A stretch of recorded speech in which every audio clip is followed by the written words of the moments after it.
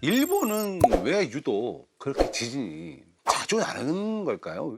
일본이 위치가 굉장히 좀 곤란한 위치에 있습니다. 곤란한 위치요? 일본의 북쪽 지역은 태평양판과 일본 열도가 충돌하는 곳에 위치해 있고요. 동경을 기준으로 남쪽은 필리핀판이 충돌을 하고 있거든요. 판 구조에 대해서 좀 알아야겠네요, 그러면. 그렇습니다. 네. 이 지구는 네. 아주 두꺼운 네. 판이라고 하는 것이 맨 위에 덮고 있는데요. 판이 덮고 있다. 네, 판이 한 두께가 100km 정도 되는 두께입니다. 아, 두께가 100kg요. 어마어마한 판이네. 이게 기본적으로 판이 만들어지는 곳에서 옆으로 이동을 하게 됩니다. 판이 만들어지는 곳은 어디냐면은 네. 바다 한가운데가 바로 그런 지역들이에요. 네. 그 태평양 같은 경우는 태평양 중앙해령이라고 해서 네. 태평양 한가운데 있는데요.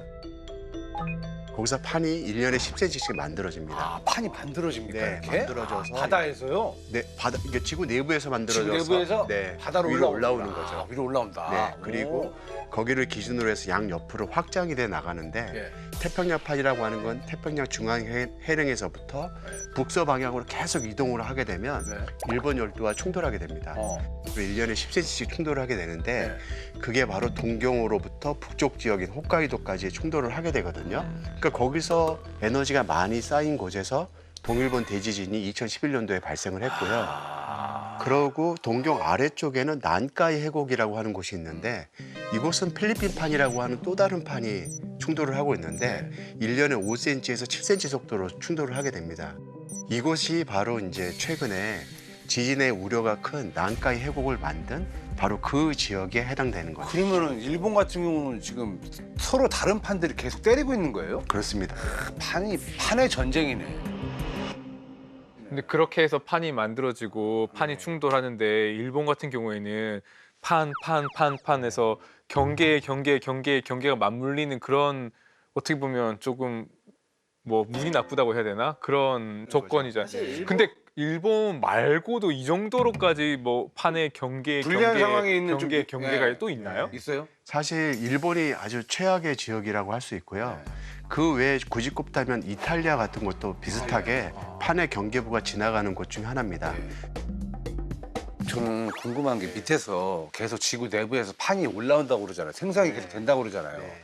이게 판이 생성이 아예 안 되면 네. 지금 딱 이 대지를 유지하면서 그냥 지진 없이 살 수 있는 거 아닙니까? 그러면 너무 행복하겠죠. 왜 그럴까요? 왜 지구는 운동을 해야 되니까 계속 걔네들이 판을 생성하는 건가요? 정말 좋은 질문이십니다. 지구가 살아있으니까 겪게 되는 정말 아이러니한 일이거든요. 예. 지구 내부가 굉장히 뜨겁습니다. 그렇죠. 그리고 그 안에는 방사성 동위원소라고 하는 아주 무거운 물질들이 자리 잡고 있는데 이게 붕괴되면서 많은 열이 지구 내부에서 나오게 됩니다. 그 결과 지구 핵에서부터 멘트를 통과해서 지표까지 열이 쭉쭉쭉쭉 올라오게 되거든요. 이 올라온 열들은 지표에 다다르게 되면은 새로운 물질을 용융시켜서 위로 올리는 역할을 하게 되는 거죠. 그래서 새로운 판이 만들어지면서 확장을 하게 되거든요. 그러니까 만약에 지구 내부가 뜨겁지 않으면 당연히 그렇게 새로운 물질들이 안 만들어지고 지진도 안 나게 될 거예요. 네네. 근데 지구에 만약에 뜨거운 물질이 사라지게 되면 어떤 일이 벌어지게 되냐면 핵 내에 순환이 없게 되고요. 핵 내에 순환이 없게 되면 지구를 덮고 있는 자기장마저 사라지게 됩니다. 아, 그러면 최악인데요. 저번에 한번 얘기한 적이 자기장이 있었잖아요. 없으면 실드가 없어지면 태양풍에 다 태양풍에 그냥 다 작살나죠. 구워지는 거죠. 그렇죠. 그러니까 인간이 살기 위해서는 아이러니네요. 지진을 꼭 같이 가지고 있을 수밖에 없는 상황인 거예요. 같이 갖고 가야 되는 네. 거, 안고 가야 되는 거네, 지진은.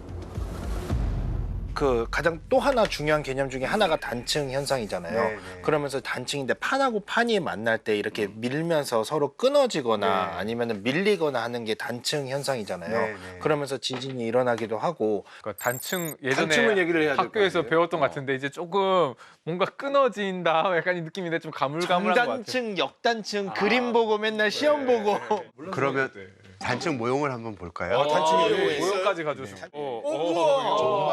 정말 어렵게 구한 단층 모형인데요. 어렵게 구하셨어요? 네, 대학에서는 사실 이런 모형 쓰지는 않기 때문에 이거 구하느라 애먹었습니다. 이게 사실 중학교나 고등학교에 있을 법한 그런 모형인데요. 이거는 역단층 모양을 나타내는 모형입니다. 역단층. 네. 여기 보면 원래는 이렇게 층을 이루기 때문에 2층하고 2층하고 똑같은 이 레벨이 있어야 되거든요. 아까도 말씀드린 것처럼 지구상에서는 힘이 이렇게 쭉 옆에서 미는 힘들이 가해지는데 그때 못 견디게 되고 부서질 때 다른 판이 다른 블럭 위로 올라타는 일이 벌어지게 되는데요. 이런 일이 역단층이라고 합니다.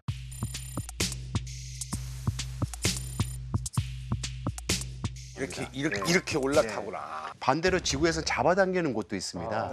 잡아당기게 되면은 요 경계부를 타고 이 블록이 아래로 내려가게 되면 정단층이라고 얘기를 하게 되는 거죠.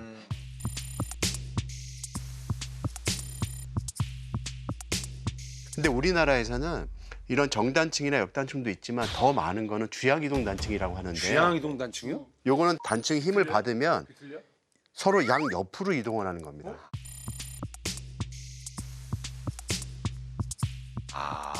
너 밀다가 이렇게 되는 거예요? 네, 옆으로. 우리나라와 같은 이렇게 판의 안쪽에 있는 곳에서 주로 관측이 되는 것들이죠. 그래서 우리나라의 경주 지진이나 포항 지진들은 전부 다 주양 이동 단층으로 나타난 지진입니다. 그러면 지진은 항상 단층이 발생하면서 생기는 건가요? 기본적으로? 네, 이게 단층이 곧 지진이거든요. 그러니까 단층 운동이라고 하는 것이 힘을 받아서 땅이 쪼개지는 현상을 우리가 단층 운동이라고 하는데 그게 곧 지진입니다. 그래서 과거에 지진이 발생했던 곳이 곧 단층이 존재하는 것이고요. 어디 가시다가 이제 야외에서 단층을 보셨다면 과거에 여기서 지진이 났네라고 생각하시면 됩니다. 단층 자체는 우리가 지진이 일어났던 흉터 이런 그렇습니다. 그러면 그게 두 가지가 다 있는 거예요? 단층이 생기면 지진이 나지만 그 어떻게 보면 또 단층이 있는 곳에서 또 지진이 나기도 하잖아요. 아주 핵심 포인트를 짚으셨어요. 그러니까 힘을 받게 되면은 단층 운동이 만들어지기도 합니다. 네. 그러면은 멀쩡한 땅에 힘을 계속 주게 되면 새로운 땅이 쪼개지면서 네. 단층이 만들어지고 지진 났네라고도 하는 거죠. 네. 근데 그 다음부터는 어떤 일이 벌어지냐면 일단 땅이 쪼개진 곳이 있으면요. 힘을 계속 받게 되면 여기가 제일 약해요. 다른 땅보다. 그러니까 부서진 데가 계속 부서지는 거예요. 그 방금 뭐 단층 해서 사실은 이 땅이 움직이고 서로 끊어지고 뭐 위에 올라타다가 뭐 버티다가 튕기고 이런 얘기를 하고 있는데 그 땅이 뭐 50kg, 100kg 되고 네. 그 뭐 중량으로 따지면 어마어마한 그런 무게에 사실은 그걸 그렇게 움직인다는 거는 진짜 엄청난 힘이 작용하는 것 같거든요. 도대체 그 힘의 정체가 뭐고 네. 어떻게 작용을 하는 땅 거예요? 밑에 누가 있냐는 거죠. 뭐지 이 땅을 막 판을 움직이는 이 힘은 도대체 무엇이냐? 그 힘을 곧 우리가 응력이라고 하는데요. 응력이요? 응력. 말이 좀 되게 어렵지만 영어로는 이제 스트레스라고 얘기를 하는 건데 스트레스. 예. 네? 스트레스 그 받아는. 스트레스요? 네, 그 스트레스입니다. 스트레스. 진짜요? 네. 지구가 받는 스트레스. 응력이 스트레스였다. 네. 그럼 이해가 쉽네. 지구가 스트레스를 뿜어대는데 그게 움직이면서 이제 터뜨리자. 네. 이런 게 되는 거네요. 네. 응력은 힘이 일정합니까? 아주 좋은 질문이세요. 예, 이런 거 네. 궁금했어요. 응력은 힘이 일정하냐? 왜냐면 우리가 또 힘 이런 거 일정하냐 아니냐 동위원수 해봤잖아요. 몰라요? 동위원수 해봤잖아요. 동위원수 해냈죠. 같은 공기라도 아시죠? 네. 같은 공기라도 중성자가 몇 개냐에 따라서 달라지는 겁니다. 네. 아시죠? 데프콘님을 네. 다시 봐야겠는데요. 이게 바로 지진의 주기성을 좌우하는 중요한 원리가 바로 데프콘님의 이 말에서 나온 이거 중요합니다. 아까도 말씀드렸다시피 태평양판은 1년에 10cm씩 이동을 하고 네. 필리핀판은 1년에 5cm씩 이동하는 건 오늘이나 내일이나 10년 전이나 1000년 전이나 똑같습니다. 그 얘기는 뭐냐면 에너지가 매년 쌓이는 양이 일정하다는 거고 일정하다. 이 일정하게 에너지가 쌓여 올라간다는 얘기죠. 예를 들어서 규모 8.0 지진이 발생하는데 필요한 에너지가 100이라면 이 100이 쌓이는 속도가 늘 일정하기 때문에 규모 8.0은 일정 시간이 지나게 되면 반드시 발생하는 겁니다. 그래서 우리가 지진의 주기성이라고 하는 게 헛된 얘기가 아니라 이곳에 쌓이는 힘의 크기를 우리 계산할 수 있고 이게 얼마만큼 쌓이는지 늘상 알기 때문에 이게 얼마 만에 한 번씩 지진이 나야지만 해소가 되겠구나라는 걸 쉽게 계산할 수 있고요. 그렇기 때문에 100년, 150년 주기로 이곳에서 규모 얼마짜리 난다라고 얘기를 하는 겁니다. 근데 뭐 우리 교수님도 아시겠지만 너무 떠들썩해가지고요. 7월 초에 일본에 이제 대지진이 난다라고 아주 그냥 모두들 공포에 떨었지 않습니까? 네, 그죠? 그렇습니다. 그러니까 이게 괴담이 아니라 과학적인 근거가 있다라는 그런 말씀이시잖아요. 네, 이게 예측이 다 가능한 거고요. 특히 이 다츠키 료가 얘기한 이 난카이 해국 지역은 예. 100년, 150년 주기로 지진이 발생을 하고 있는데요. 근데 이 동경 앞바다 지역인 토카이 지역과 큐슈 앞바다 지역인 난카이 해곡의 난카이 지역이라고 하는 이곳이 난카이 해곡 지역은 한 500년 동안 지진이 안 났고요. 이 동경 앞바다 지역인 이 토카이 지역도 170년 동안 지진이 안 나고 있습니다. 그러니까 이미 100년, 150년 주기로 지진이 계속 나는데 이 두 지역은 안 나고 있으니까. 시기가 넘어선 거예요. 에너지는 이미 쌓였다는 건 우리가 여러 증후로 알고 왜 있거든요. 그럴까? 나야 하는 거죠. 참고 있는 거죠. 지금 참고 있는 거예요? 네. 아, 그러면 이거 오히려 더 불안할 수도 있겠네요. 왜냐면 언제 터질지 모르니까. 그렇기 때문에 이게 약간 아이러니한 역설인데요. 예. 지금 지진이 안 나는 게 예. 오히려 다행스러운 일처럼 보이지만 남의 한편으로는 오늘 안 났기 때문에 오늘 에너지가 또 쌓인 거예요. 응력이 더 쌓이는 거네요. 그렇죠. 이 응력이라는 건 반드시 이 스트레스를 해소해야만 하는 거고 언젠가는 풀려야 한다는 겁니다. 제가 기억나는 게 그 청소년 시절에 제가 과학 잡지를 열심히 읽었는데 그때 많이 나왔던 게 도카이 난카이 지진. 네, 근데 그게 벌써 20년 전 일이잖아요. 그렇습니다. 그때도 네. 뭐 곧 날 것처럼 얘기를 했었는데 네. 그러면 지난 20년 동안 계속해서 또 응력이 축적된 거 아닌가요? 그렇죠. 제가 이 학부생 다닐 때 향후 30년 내에 난카이 해곡 지역에서 지진이 발생할 확률이 한 30%에서 40%라는 얘기를 했어요. 그다 대학원 들어가게 되니까 한 50%쯤 올라가더라고요. 사실 50%만 해도 어마어마한데 요즘에는 난카이 해곡에서 30년 내에 이런 큰 지진이 발생할 확률을 80%라고 얘기를 해요. 사실 우리가 살면서 80% 확률이라는 거 거의 마주치기 어려운 확률입니다. 그렇죠. 이건 반드시 나는 확률이나 마찬가지 거의 확률이거든요. 간다 봐야죠. 네. 그래서 이게 오늘 나도 안 이상하고요. 내일 나도 안 이상한 상황인 겁니다.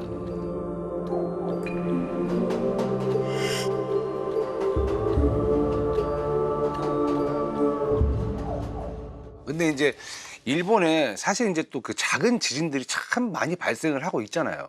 작은 지진이 계속 이렇게 오다가 대지진이 확 하고 오게 되는 그런 건지 이것도 이제 많은 분들이 궁금해하실 것 같아요. 우리가 사실 지진을 보면 예. 큰 지진 나기 전에 전진이라고 하는 것이 발생하기도 하고요. 전진, 예. 네. 발생하지 않기도 하는데 네. 우리가 이제 어린 아이들 보면요. 장난감 갖고 너무 열중하다 보면 네. 이 장난감 노느라고 소변이 마려운데 가지도 않고 참죠. 네, 막 참잖아요. 참죠. 제 아들 보면은 어렸을 때 보면 이 앞이 이렇게 소변이 조금씩 배어 나오는데도 놀고 있어요. 네. 그게 바로 재밌으니까. 전진이거든요.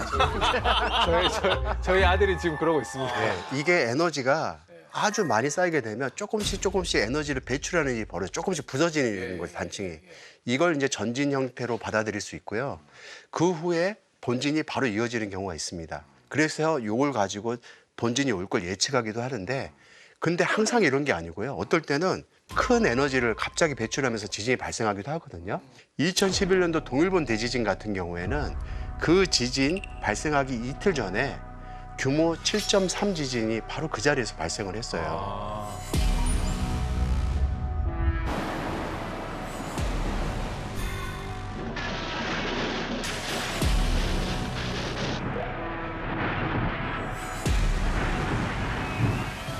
근데 그 당시에는 이걸 전진이라고 판단을 못했던 거예요. 이미 커서. 예, 이미 이게 이 지역에서 발생 가능한 충분히 큰 지진이어서 일본 학자들이 걱정했던 건 이 다음에 이어질 여진이 어느 정도 올까 생각을 한 건데 갑자기 이게 전진이었고 그 후에 본진 9.0짜리가 나온 거예요. 9.0. 와. 그런데 이 7점대 지진이 발생하게 되면서 어떤 효과를 발생시키냐면 이 단층대에 그렇지 않아도 굉장히 에너지가 많이 쌓여 있는데 단층대를 일부 쪼개는 역할을 하게 되는 겁니다.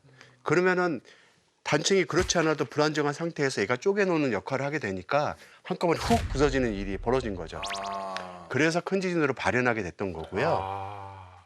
그 전진이라는 게 계속 찔끔찔끔하면 예를 들어서 이제 그 응력이라는 게 조금씩 약간 스트레스가 해소가 되면은 그래도 대지진이 좀 올만한 그런 거는 조금 해소가 되지 않겠어요? 그러니까 저도 지금 이게 궁금했거든요. 지구도 그러려고 노력할 겁니다. 예. 그런데 예. 규모가요 굉장히 큰 비밀을 담고 있는데 예. 아까 말씀드린 대로 난카이 해국에서 예상되는 최대 규모는 9.0에 이릅니다. 그런데 이 규모가 한 단위가 바뀔 때마다 즉 규모 7과 규모 8은 규모가 한 단위인데 에너지는 32배 차이가 나요. 규모 8과 규모 9도 32배 차이가 나거든요, 에너지가. 차이가 많이 나네. 그러면 규모 7과 규모 9는 두 단위 차이 나니까 나버리네. 32 곱하기 32가 돼서 약 1000배 정도 차이가 납니다. 그러니까 규모 9.0에 해당하는 에너지를 해소하려면 규모 7.0이 1000개가 발생을 해야 돼요. 규모 7도 어렵지만 규모 6이나 규모 5로 해소하려고 하면은 규모 6만 하더라도 32,000개.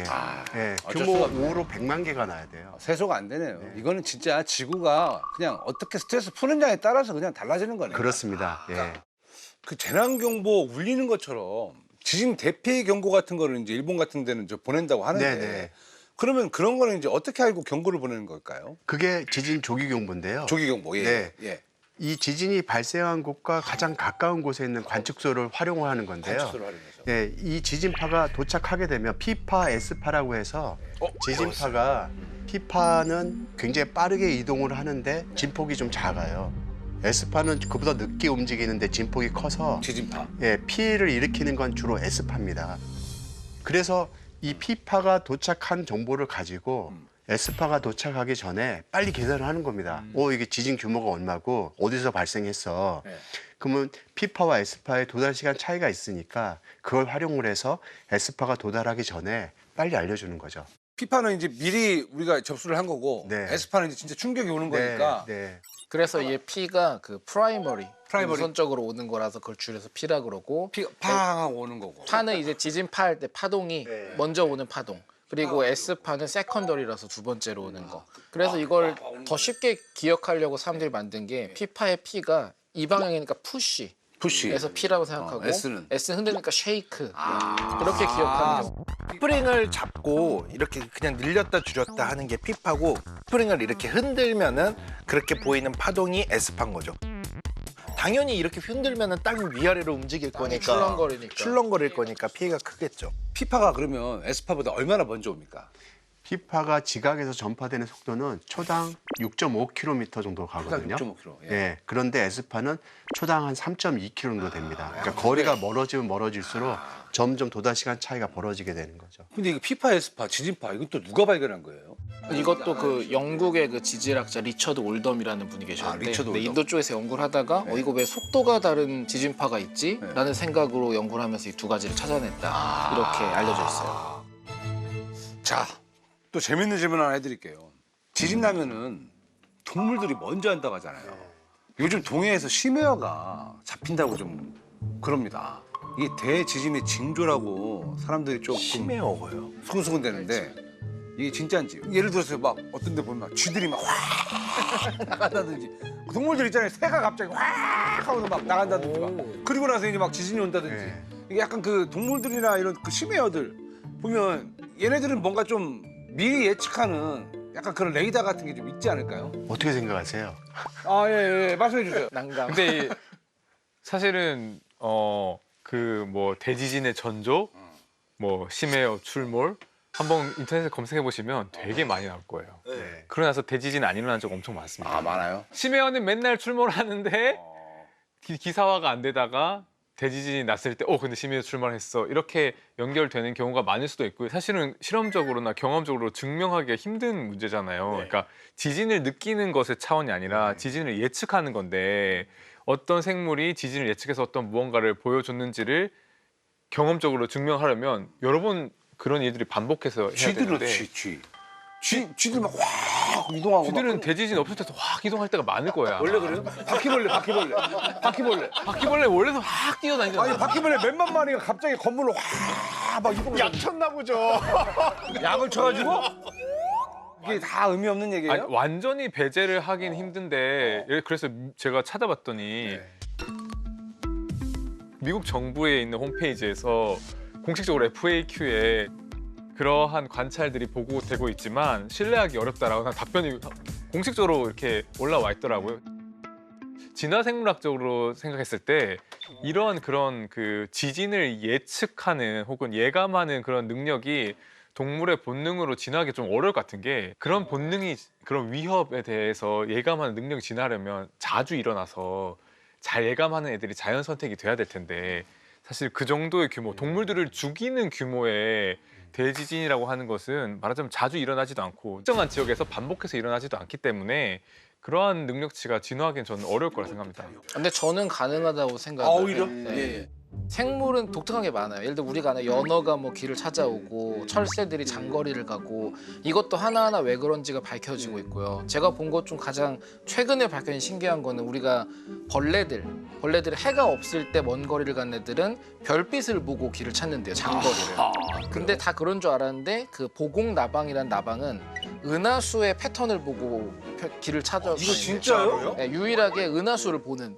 아니 무슨 벌레가 나방이 은하수를 보고 길을 찾아. 와 너무 낭만적이다. 그래서 이게 얘네들이 꼭 멸종하지 않기 위해 혹은 죽지 않기 위할 수도 있지만 누군가에게는 특히 인간에겐 재앙이지만 곤충이나 다른 동물에게는 지진이 또 다른 기회가 될 수도 있잖아요. 그래서 아마 우리가 아직 몰라서 그렇지 분명 지진이라는 걸 감지할 수 있는 생명체도 있을 거라고 저는. 근데 그거를 예감을 하려면 방금 은하수도 얘기했지만 그거는 그 이 감각하는 대상이 있잖아요. 근데 지진을 예감을 한다는 것은 네. 미리 뭔가 지진이 일어나기 전에 뭔가의 어떤 정보를 인식해야 되는데 그 정보가 무엇이 될 수 있냐는 거죠. 아주 포인트입니다. 이게 핵심 포인트고요. 사실 저는 제 아내만 보더라도 생명체가 뭔가를 예감할 수 있을 거라는 거를 우리 아내를 보고 깨닫게 되는데 무슨 말씀이시죠? 늘 보면 촉이 좋다는 느낌이 안 드나요? 아내분이요? 네. 아 저는 아내가 없어가지고. 제가 이제 아내분이 바로 촉이 좋으시죠. 예. 뭔지 모르게 좀 무서울 때가 있잖아요. 네, 사람마다. 쎄할 때 있죠. 있죠. 네. 그래서 비슷한 일들이 생명체에도 벌어질 거라 생각이 되는데 단측 면에는 힘이 쌓이면 압전 현상이라는 게 벌어지게 됩니다. 이게 이 단측 면에는 이렇게 힘이 쭉 쌓이게 되면은 전하가 단측 면을 따라서 쭉 정렬이 일어나게 되거든요. 네. 그래서 이 압전 현상에 의해서 여러 현상들이 벌어지게 되는데 공기 중에서는 이 지진광이라고 하는 갑자기 발광 현상이 일어나거나 특정 모양의 구름이 만들어지거나 하는 일들이 벌어질 수가 있어요. 생명체도 마찬가지로 이런 압전 현상에 반응을 해서 기이한 행동들을 하게 된다는 것들이 이제 실험적으로 보인 사람들이 있는데 다만 문제는 뭐냐면 이상한 구름이 만들어지고 뭐 빛이 나오고 생명체가 이상한 행동을 할 때가 꼭 지진 날 때만 그런 건 아니라는 거예요. 지진이 아니고서도 그런 생명체가 이상한 뭐 그냥 갑자기 이 바다 밑에 있던 애가 답답해서 올라올 수도 있고 바람 쐬러 올 수도 있고 뭐 여러 이유가 있을 수 있는데 지진 때문은 아닐 수도 네. 있다. 그래서 학자들은 이런 현상이 보인다고 해서 전조현상으로 쓰지는 않고 있고요. 하지만 이 일이 가능성이 있다라고 생각을 하고 있는 겁니다. 그러면은 지진을 예측할 수 있는 약간 화학적인 방법은 없을까요 혹시? 있죠. 지질화학자들이 그런 연구를 하는 분이 화학적으로? 네. 예. 보통 아까 말씀하신 것처럼 이 지구의 에너지 작용 자체가 땅속에 묻힌 방사성 동위원소들이 열을 만드는 건데 보통 걔네가 만들고 남겨지는 물질이 라돈이에요. 라돈 안 좋은 건데? 라돈이 양이 많으면 굉장히 안 좋죠. 네. 지하실이 있는 미국이라거나 아니면 양이 많이량이 노출되면. 네네. 근데 얘네가 땅에 보통 갇혀 있다가 네. 지진이나 이런 지각 운동으로 틈이 생기면 빠져나와요. 그래서 이거를 빈번하게 지진이 나는 곳에서 라돈 배출량과 그 라돈 배출량의 패턴과 지진 패턴을 봤을 때 일치하고 있어요. 이걸 이제 미래 예측까지는 어렵지만 이게 하나의 지진의 화학적인 징표가 되기 때문에 이거를 만약에 감지할 수 있다면은 그러면은 지금 지진이 서서히 땅에 갈라져서 이 원자들이 새어나고 있다를 알 수 있으니까 어느 정도 예측이 가능한 미래도 있겠죠.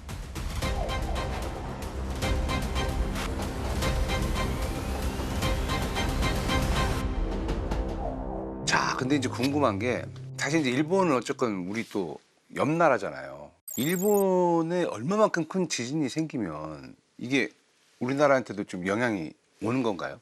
제가 거꾸로 한번 여쭤볼게요. 어떨 것 같으세요? 무조건 올 것 같은. 우리나라뿐만이 아니라 그냥 저 중국이나 뭐 이런 데도 다 그냥 다 올 것 같은데요. 지금 위험한 네. 난카이는 사실은 제주도나 네. 한반도 남해안에 직접적인 영향이 꽤 클 것 같은데요. 네. 동일본 대지진 일단 이 얘기를 먼저 해드리게 되면 동일본 대지진이 발생하게 될 때 동일본 대지진이 발생한 바로 그 지역에서는 한 30m가 서로 이렇게 비껴 지나가는 운동을 하게 돼요. 아까 말씀드린 것처럼 400km, 300km가 쪼개지면서 그 단측면이 30m 정도 서로 빗나가는 운동을 하게 되거든요. 그래서 일본 해안선에서 제일 가까운 센다이에서는 한 7m 정도가 지진난 방향으로 끌려갑니다. 7m면 어마어마한 크기죠. 그래서 일본 열도 전체가 조금씩 다 그래 끌려가는데 한반도와 중국, 러시아도 다 끌려가요. 그렇죠. 그래서 한반도의 울릉도는 한 5cm 정도 끌려갑니다. 동쪽으로. 백령도는 한 2cm 끌려가고요. 끌려가는 거지 그냥. 예, 그렇게 되니까 한반도 내륙에서는 5cm, 2cm 끌려가니까 3cm가 늘어났어요. 결과적으로는 끌려간 정도 차이 때문에. 아 국토가 늘어났어요? 영토가 늘어났네요. 영토가 동서 방향으로 3cm 늘어나는 일이 벌어졌어요. 어디가 늘어난 거예요? 다 균등하게 늘어난 거예요? 그렇죠. 전체적으로 보면은 거의 움직이니까. 균등하게 늘어난 셈인데요. 근데 늘어나게 되면 우리가 이제 국토 확장이 돼서 좋긴 하지만 지진학적으로는 아주 안 좋은 일이 벌어지게 됩니다. 땅이 이렇게 견고한 땅이다가 늘어나게 되면은 이렇게 느슨한 땅으로 바뀌게 되거든요. 또 균열이 생길 수도 있고. 네, 그렇게 되면 땅이 한 100이라는 힘이 쌓여야 부서지는 땅이 한 90만 쌓여도 부서지는 땅으로 바뀌는 거예요. 그래서 동일본 대지진 후에 한반도의 지진 발생 빈도가 급증하는 일이 관측이 되는 거죠. 그래서 동일본 대지진 후에 한반도에서 전년도보다 지진 발생 빈도가 2배 이상 증가하게 되고요. 그 후에 경주 지진, 포항 지진 등 규모 5.0 이상의 지진도 연속적으로 발생하게 돼요. 그러니까 우리도 이제 안심할 때가 아닌 거죠. 그렇죠. 긴장을 해야 된다는 거죠. 네. 그럼 우리나라도 교수님이 봤을 때는 대지진이 날 확률이 네. 어느 정도 있다고 보세요? 우리나라 지진 역사를 보게 되면 1900년부터 지진기가 설치됐다고 했잖아요. 네. 우리나라에 지진기가 최초로 설치된 거는 1978년 기상청에 의해서입니다.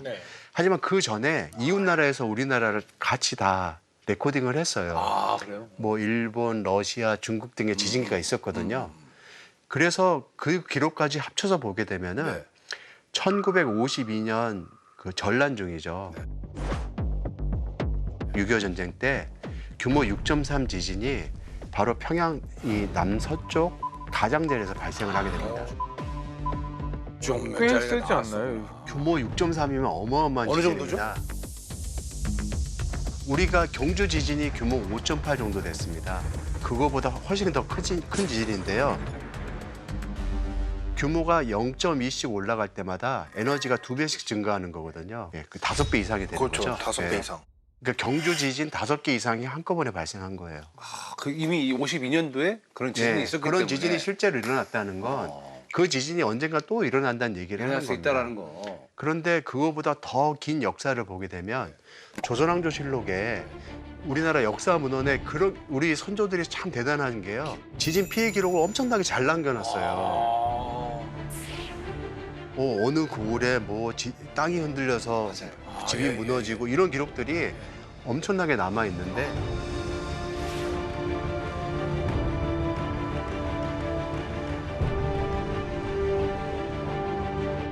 그럼 그 기록을 보면서 몇 정도였을 거다. 그럼요. 한반도 내에 규모 6 이상이 되는 지진들이 상당히 많더라. 조선 기상은 많았다 과거에도. 네. 예. 그런 게 이미 다 판단이 됐던 거죠. 그러다 보니까 동일본 대지진 때 아까 말씀드린 것처럼 땅이 약화돼가지고 갑자기 규모 5.0 이상의 지진들이 막 많이 발생하게 됐잖아요. 그래서 이웃 나라에서 발생하는 이런 큰 지진들이 우리한테 남의 일만은 아닌 거예요. 우리도 이제 모니터를 해야 되는 거죠. 네. 우리나라가 옛날에는 뭐 지진 안전 국가 이렇게 배웠는데 옛날에는 그랬죠. 네, 지금은 이렇게 난다 그러면 궁금해지는 게 그럼 지구상에 지진으로부터 절대 안전한 그 지역이나 그런 나라나 이런 판의 것도 영향을 받지 않는. 불행히도 그런 곳은 없습니다. 뭐 남극이나 북극도 다 네, 아, 남극에서도 랜덤이군요. 네, 지진이 발생하고 있고요. 남극은 더 신기한 게 빙하가 녹으면서 발생하는 지진들이 많아요. 이게 지구 온난화 때문에 빙하가 되게 두껍잖아요. 이 빙하가 용융이 되게 되면 빙하 두께가 얇아지게 되고 빙하가 누르던 힘이 없어지게 되니까 스트레스가 풀리게 되면서 지진이 발생하게 됩니다. 그러니까 지구는 힘의 균형을 이루면서 잘 버티고 있는데 어느 한쪽이라도 힘을 주는 요소가 사라지게 되면 불균형이 심화되게 되고 지진을 유발하는 일로 작용하게 됩니다. 좋습니다. 자, 그 지진을 예측하려고 어쨌거나 이 과학자분들이 정말 뭐 노력을 많이 하지 않습니까? 왜냐면 지진 나면 정말 모두에게 재앙이니까 예, 그 재앙을 막으려고 노력들을 많이 하시는데 지진을 막을 수 있는 방법 같은 게 혹시 있을까요? 지진이 안 나게 하려면 힘이 안 쌓이게 하는 방법밖에 없거나 아니면 힘을 인위적으로 풀어내거나 아, 그럼 지구 뭐 판 스트레칭 뭐 이런 걸 개발해야겠네. 약간 요가 시키듯이. 그 무슨 장치 같은 걸 개발해가지고 밑에서 약간 그 지구 스트레스 안 받게 스트레스를 약간 빨아들이는 뭐 그런 걸 한다든지. 아, 난카이가 좀 아니면은 뭉쳤네 뭐 이렇게. 그 밑에 장치들을 이렇게 다 달아서 흔들어주는, 자기네들의 미리 흔들어줘서 그 응력을 빼는 장치를 만들어. 우리 세대 때는 어렵겠는데요. 예. 그러니까 영화 보면은 예. 그 일본 침몰이라고 하는 그런 영화들을 보면 어떻게 하냐면 이게 결국은 판의 경계부에서 판이 이게 물고 있는 행위 자체가 힘이 쌓이는 일이거든요.